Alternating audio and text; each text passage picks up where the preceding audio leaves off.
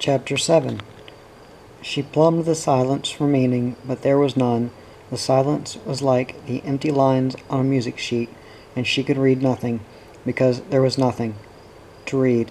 But the sound came, and it told her everything, and she shrank against the wall terrified.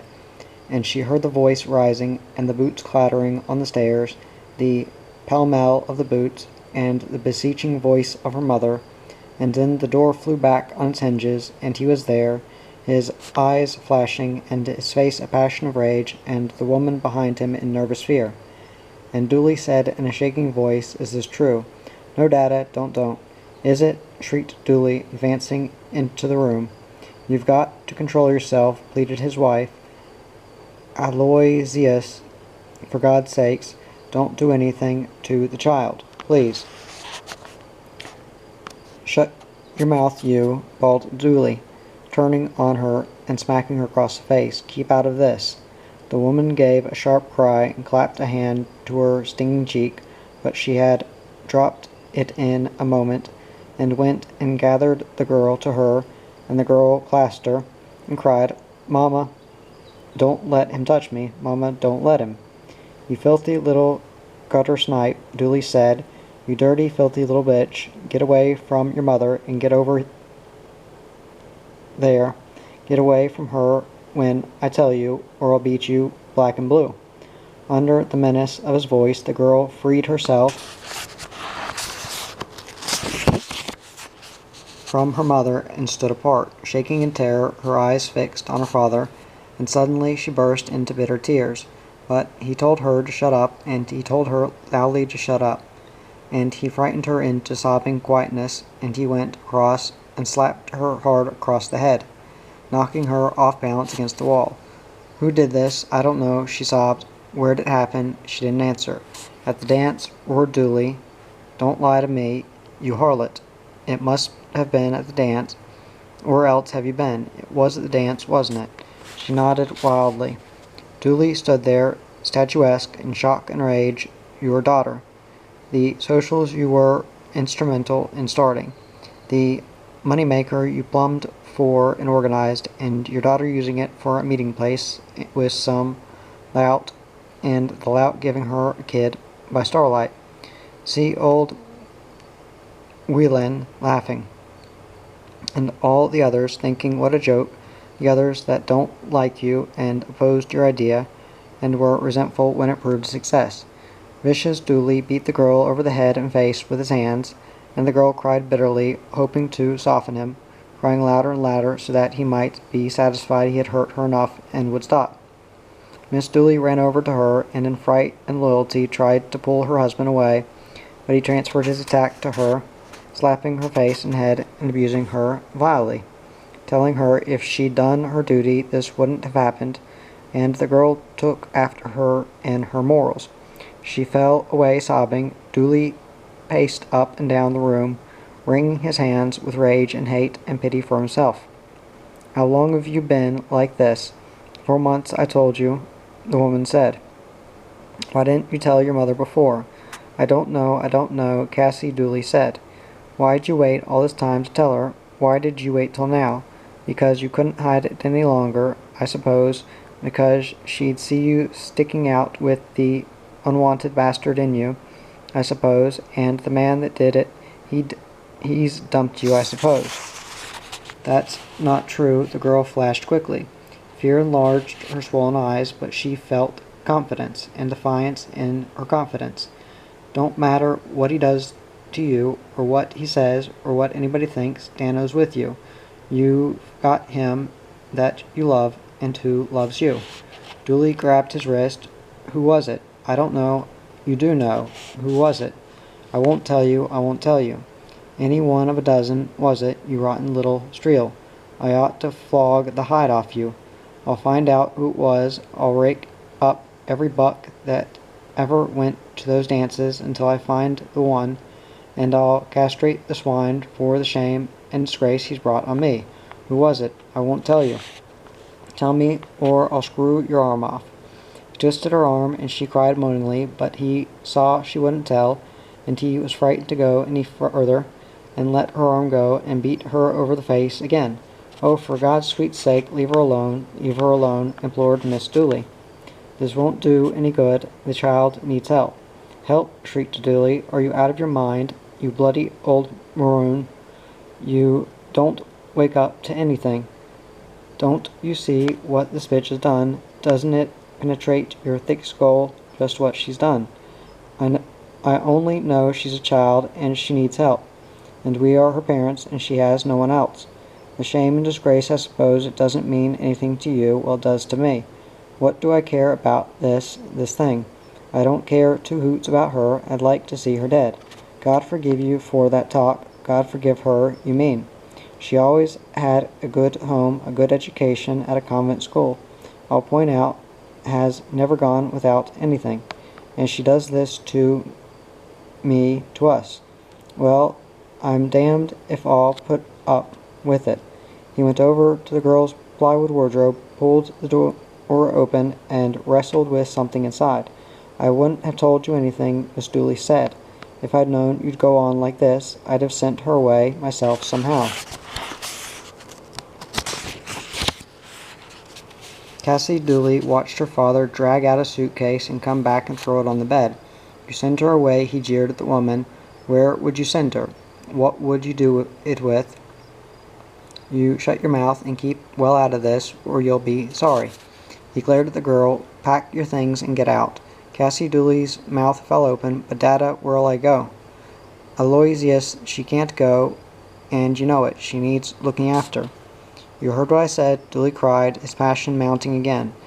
Pack your things and get out of here in the morning. You don't belong here any more. I want nothing to do with you. You're not wanted here. Oh, Dada, please don't send me away. Please, please. Get to your boyfriend, or is it boyfriends? Get them to look after you. He turned to his wife. Get out of here, you. Take your hands off her. Miss Dooley looked compassionately at the girl, torn between her love for her and the dominance of her husband, and she moved slowly to the door. Dooley pushed her out and pulled the door to and said, "First thing in the morning," and shut the door. And he said to his wife, going down the stairs, "I want to hear no more from you. Get to your room and let me alone," and crying she went. And he walked from place to place in the lounge room, his rage and fear rising and falling with the importance of his thought. What'll they think, Dooley? This about you, that about you, I slept for a daughter and you didn't know it. But that'll be the answer, your declaration of disassociation from her, putting her from your place as an outcast, the exemplification of your goodness, the punishment rescuing your good name from disaster. Your act, the first judgment and the first condemnation, and forestalling all the others. You'll still be Dooley, the pillar of the church, the Christian, the upholder of purity, the Samaritan of the poor, and the mixer with the high standing of integrity and probity, in with the best still, and no smirch on your character. And he blessed himself and said, "Thank you, Lord, for showing me the way." In her room, Cassie Dooley held her bruised face between her hands, and her eyes shone brightly with the gone tears, bright almost as the wicks of candles, and she sat like that on the bed, glad that part of it was over, but wondering what she would do. And she thought of her lover, Dano Costello, and his soft words and his lips on hers, and all the power and glory in him. "I can't keep it from Mum any longer, Dano. I'll have to tell her." "Yeah, all right, Cass, if you say so, but you don't have to tell her who did it." "No, I'll tell nobody. Gee, you're a great girl. Most girls wouldn't have the guts. I don't suppose there's one girl in this town who'd do what you're doing for me. And gee, don't think I won't make it up to you later when we get married. Hell, Cassie, I know I've been putting you off, but it's like I said, I've got to get some money together." "Yes, darling, about 200 quid, I reckon, working it out so we can get away somewhere else and get a house and proper things to look after the baby with, and so you won't have to work or anything like that, just so we can get settled down, you know." "Yes, and gee, I don't know, I might have been able to get it, but I've had a bad run of luck with jobs lately, bosses standing over me, lousy pay, all sorts of things. just like they were trying to make it hard for us, you know. Yes, but I'll get it all right. Nobody's going to keep me from the girl I love, only it'll take time. If you can have this baby Cassie, you can put it in an orphanage or something, and then when I've got enough dough, in about a year's time, we can do like I said, get married and get away, and take the kid with us. Gee, I don't know how I'm going to stick it out all the time, though, being away from you, I mean. It's going to be hard for me, too, yeah, and, it shouldn't be you suffering. Why should it be anyway? You just say the word, Cassie, and I'll go to your father and take all the blame. No, Dano, no, we've worked it all out. Nothing would be gained by that, just a lot of fuss and upset. Yeah, well, maybe you're right, but there's no reason why you should be dragged into it any more than you can help. It's not as if it would do any good. God, Cassie, if you know how I suffer when I think that if it wasn't for me, you wouldn't have to go through all this. But I couldn't help it. I love you too much. That's the trouble. I don't regret it. I don't care what they say or do. I'm not sorry. I'm having your baby. How could I be? Darling Dano, I love you, and all this will be for the best, I know. And she kept thinking of him and his dark curly hair, his strong arms, and she felt security strengthen her. But she was cold and trembling in the grip of physical shock. She walked distractedly about the room, getting her things and packing them automatically in the suitcase, cleaning out the drawers and the wardrobe, putting in her prayer book and her little purse with a few pence and the medals in it, but keeping out of her rosary beads and putting them under her pillow. Underneath her actions there was a cold, dreadful terror which paralyzed her mind and made her feel as though she had been suddenly thrown into a world completely alien to the one she knew. She was only 16. It was hard for her to keep her mind focused on the future because the present was so terrible. She couldn't believe that this was really happening to her, Cassie Dooley. It was a nightmare from which she must wake or die.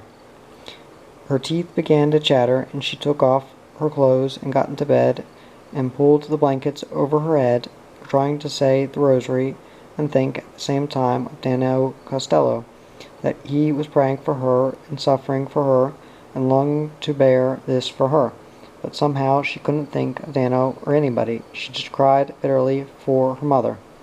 And she thought her mother might talk to her father, and her father might relent, and in the morning he would tell her she could stay. But if anything, Dooley's resolution was stronger in the morning. He commanded his wife to stay in the bedroom, while he got up and climbed the stairs and roused the sleeping girl and told her to hurry up. And he waited downstairs while she dressed, and when she came down the stairs, the tears in her eyes did not move him. And when she asked if she could say goodbye to her mother, he told her no. She looked appealingly at him. "Get out," he said, "before I kick you out." He felt his anger rising at the creature who had degraded him and brought him almost to ruin. Stonily he walked through into the shop, hearing her opening the side door and hearing it slam after her and feeling the full spite of his triumph. Cassie Dooley went down the cool street, angled with early sunlight, the dew steaming off the damp, tarred roadway, and a bright glitter in the air like the climate of a bubble. The first fresh breath of the morning before the heat raised black cysts in the asphalt and a gritty dust-filled space, before the streets were littered with paper scraps and alive with people, and she saw the soft wash of the golden light in the old walls and across the balconies and over the iron fences, and she filled her lungs with the good sweet air. This was the way she had gone to school, and with the suitcase in her hand, pictures of school came back to her now. She saw faces and heard laughter and talk, snatches and visions, captured for a brief glimpse and floating away into nebula, leaving a trail of despondency. And she felt an ache of self-pity and a sense of the callousness of the world, its alien disinterest. Look at me, I'm Cassie Dooley, and my father has turned me out of his house, and I have no friends. I have only a lover and a companion, but I cannot go to him, and I am lost and alone. Look at me." And she felt exalted, as though she were the star in some great tragedy being enacted before the eyes of thousands. But this exultation soon passed with the crowding thoughts of reality, and the desperate knowledge of her predicament. She went down to the park and sat under a tree on the frontiers of the shade with her legs in the sun. She was hungry and weak, and her panicky mind ran down dead-end roads, and she saw the day going and no hope anywhere, and she didn't want to be brave. She thought of no one who could help her, and then the thought of someone, and there seemed to be strength and light around this person, and no obstruction between herself and him. She walked desperately, and she slowed down, thinking and walking hard again, and her breath came in high sobs when she pushed the gate open and rang the bell and asked to see Father Duffy. He took her into his study, closed the door, and she stammered out her story, now afraid of him and hesitating, but he told her with a motion of his hand to go on, and she went on, and when she had finished she put her head down, but she didn't cry. The priest rang the bell on his desk, and Cassie Dooley glanced up and saw him, staring towards the door, his face dark red and angry, his hands knotted together behind his back. I just wanted some advice, Father," she muttered. The door opened, and the middle-aged housekeeper appeared. "Margaret, take this child to the kitchen and give her something to eat. You go with Margaret, Cassie." The girl didn't ask what was going to happen, but went in bewilderment and trust, and when she was in the hall, the priest was behind her. "Don't worry, Cassie Dooley," and she felt the vibrancy in his hand on her shoulder, and the controlled fury in his voice, and she knew that fury was not against her. "Come along, dear," said the housekeeper. Father Duffy went to the rack in the hall, pulled his black, wide-brimmed hat down on his head, and slammed the front door after him. Traffic was heavy enough in the street, cars and trucks and clangorous trams. Women stood talking over gates, and kids played on the footpaths. Father Duffy did not notice these things, or if he did, they made no difference to the fixed expression on his face and his straight walk taking him like a migratory bird to its destination. Outside Dooley's shop he stopped, and he called, "Dooley." Dooley, with the half-smile on his lips, glanced up and looked at his customers along the counter, 3 women and a child, with a quizzing expression on his face. "Dooley," cried Father Duffy, "come out here, I want to talk to you." Dooley's eyes met the impact of the rectangular blaze of sunshine outside, and he saw the black-clothed figure with obsequious excuses to his customers. He went around the side of the counter, the smarmy look on his face, and rubbing his hands together in front of his spotless white apron. "Yes, Father Duffy, how are you, Father?" "Where is your daughter, Dooley?" cried Father Duffy, with flaming eyes and a choleric face that instantly struck coldness into the heart of Dooley. "Why, I don't know, Father." "You don't know? What do you mean you don't know? Aren't you her father?" "Yes, but—" "Don't but me, you scoundrel. I know where your daughter is, and I know where I'd like to see you." Dooley's face bled white, and a creeping paralysis of fear took hold of it. A nervous tick at the lips, and the eyes propped open. His knees joggled on springs of water, and his hands trembled, and those in the shop blocked up the doorway, goggling. And around outside, people dribbled up and gathered and stared joyously. "Am I to understand that you sent that child away, turned her from your door without a penny in the clothes she stood up in, and a few other belongings in the pathetic case she carried? You that call yourself a Christian." "But I can explain, Father," labored Dooley, licking his lips and swallowing. "A mere child of 16, God above, I'd expect better than that from a pagan." "From a pagan," shouted Father Duffy. "But she committed a shameful and most grievous sin. She, you hypocrite, and what have you committed?" "I know which sin is greater in the sight of God, yours," roared the priest. You're nothing but a humbug, and your act is that of a Judas." Of the crowd around,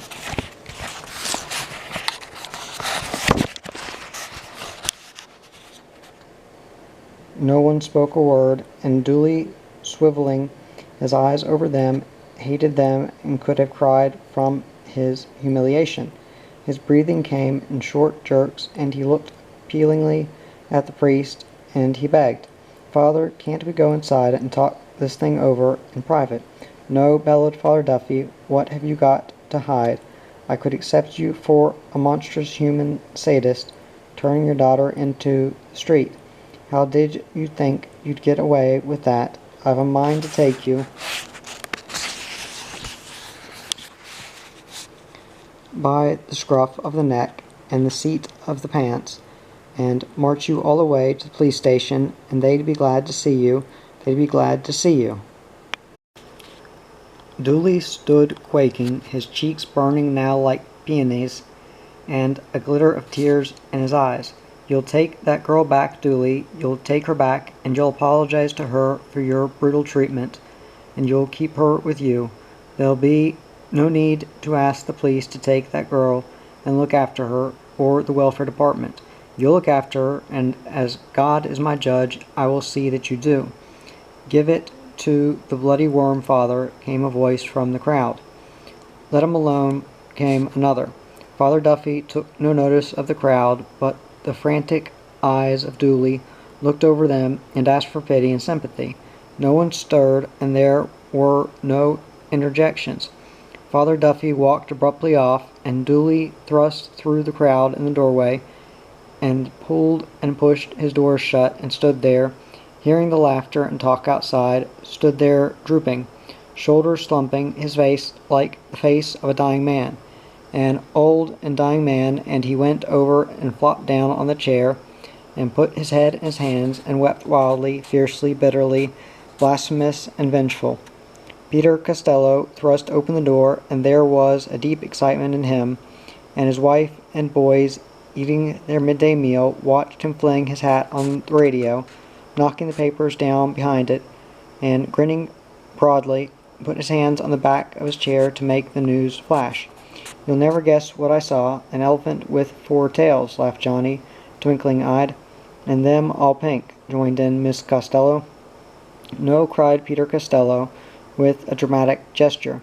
"I saw that Dooley on the footpath outside his shop, and the priest Duffy giving him the greatest dressing down you ever heard, giving him hell with the words, and all the mob looking on."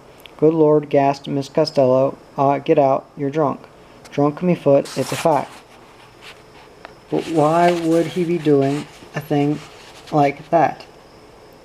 asked Miss Costello. "It's not like a priest to go on that way in public."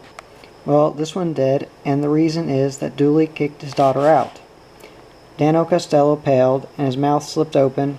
He stared at his beaming father. "Give her the push," boomed Costello, pleased with the effect of his broadcast. "And you know why?" He paused.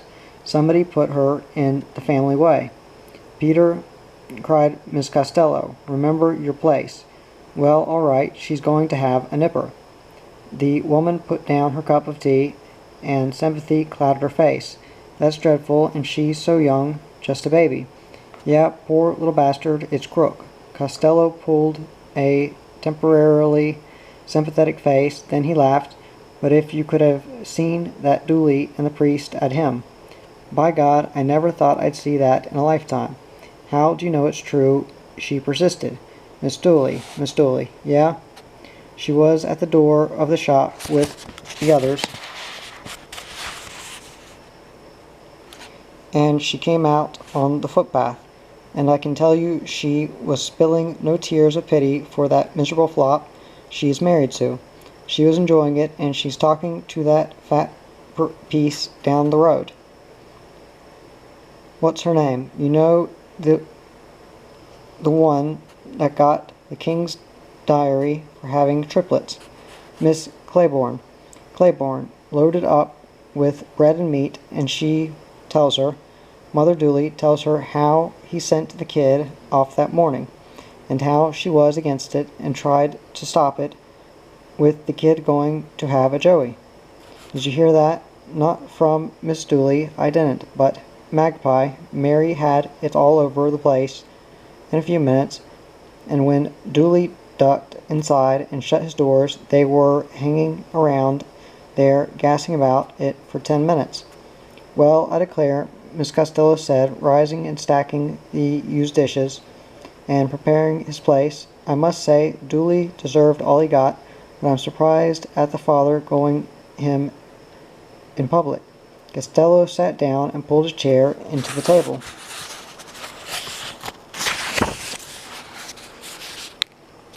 You know, Liz, it puts a new light on that Trey Trapper. For me, I got to admire him, and I got a mind to go round there and give him a pat on the back. If you see him, tell him I'd be glad if he'd drop around sometime for a chinwag. Huh, snorted Miss Costello. The last 3 times he dropped around, you scuttled over the back fence. Well, good God, I didn't want to embarrass the man, did I? He demanded testily. I did it for him, considered his feelings. God, I didn't want to choke him with his own breviary, did I? And that's what I would have done if he'd started putting the bounce into me. Ah, don't believe me, then you know everything. Where's my dinner? Hold your horses, it's coming. Dano Costello sat there, hollow with fear. He wanted to speak, to ask questions, but he didn't dare to trust his voice. He felt the choking gallop of his heart, and it sounded loud enough for them to hear it. It was trumpeting his guilt, and he got up from the table as casually as he could and went to the bedroom. What's going to happen now? Never thought this would happen. What'll she do? Don't let her come around here looking for help. Oh God, don't let anything happen. She'll spill everything now. They'll know about you, and they don't know now, your brother, your father, your mother, and they'll look at you and won't believe it, and the priest will know. Oh Jesus, look after me. Keep her mouth shut, keep it shut.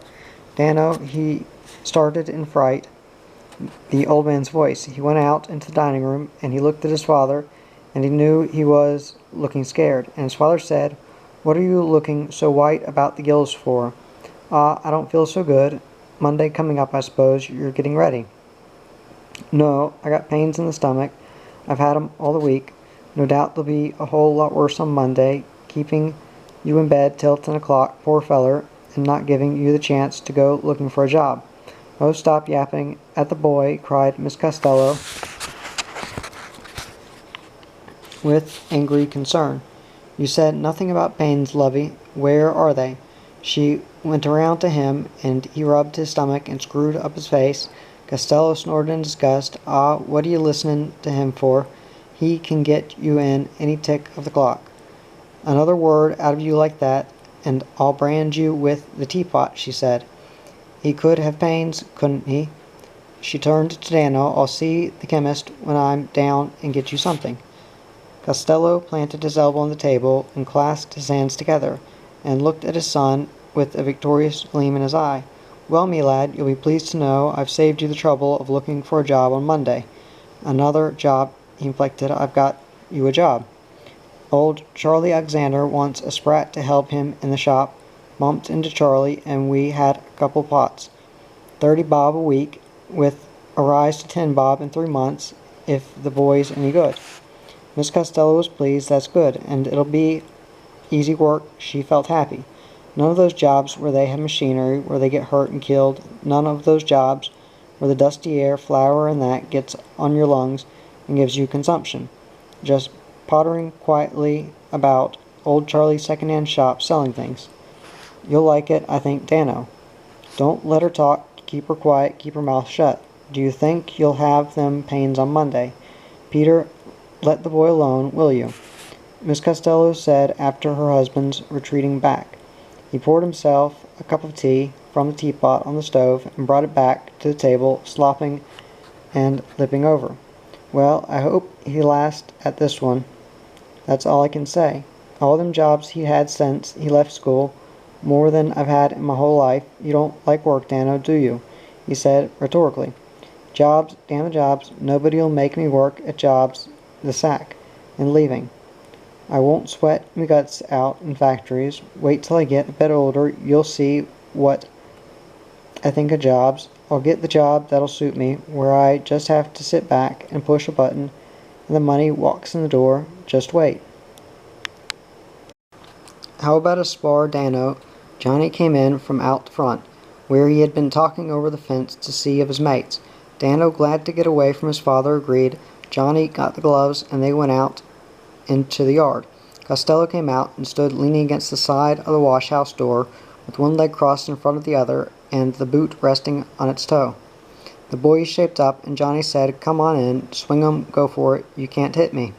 And Dano came in, well defended in the way Johnny had taught him, throwing punches, and Johnny blocked and ducked and sidestepped and picked off Dano, tapping him lightly, and Johnny said, "Look out, here comes a straight left," and it came, and Dano was too slow, and it tapped him on the chin.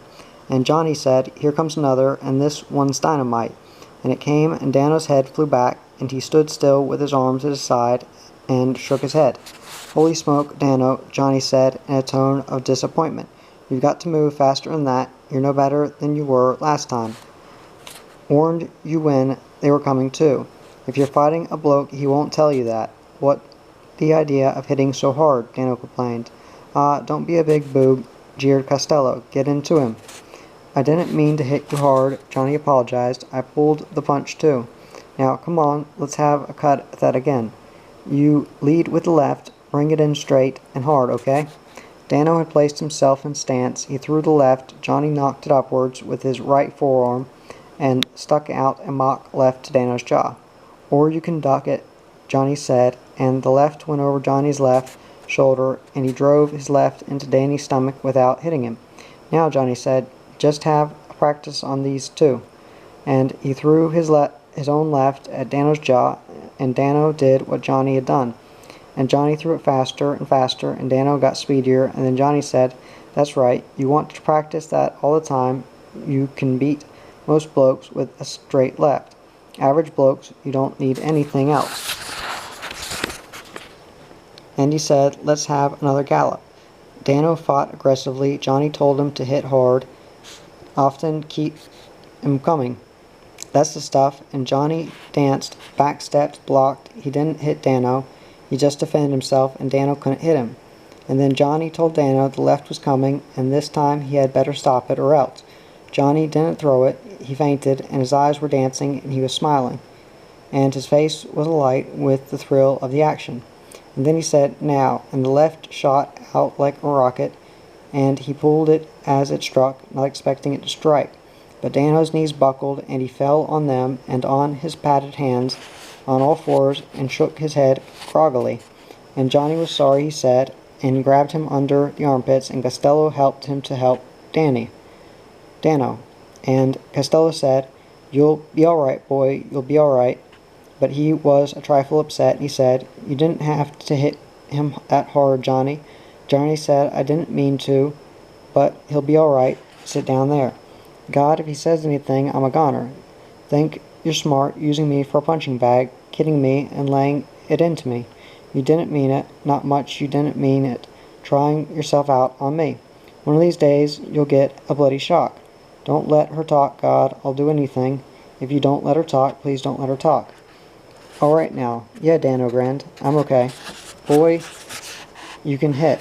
I'll have a spat with you," Peter Costello said to Johnny. And Johnny gleefully accepted, and he said, "This is where I get my own back on the old man." And Costello said, "Not too much of the old man. I could trim an ear or two when I was your age, and I can use myself yet."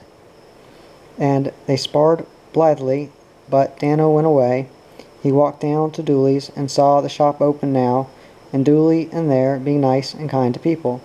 And he went off up towards the church and then inside, and the air was cool like moss, and bars of light, tubes of golden light pierced the dim and splashed on the ends of some of the pews. "Look, Christ, forgive me for me sins. I won't sin no more. I know I've been bad. I won't miss Mass no more, letting them at home think I was going instead down to Allen's place or somewhere else. And I'll go too, communion to confession and communion, and won't say to them at home, I swallowed water and broke me fast, or anything else. I'll be good if you'll only help me out of this time, and don't let Cassie Dooley say it was me.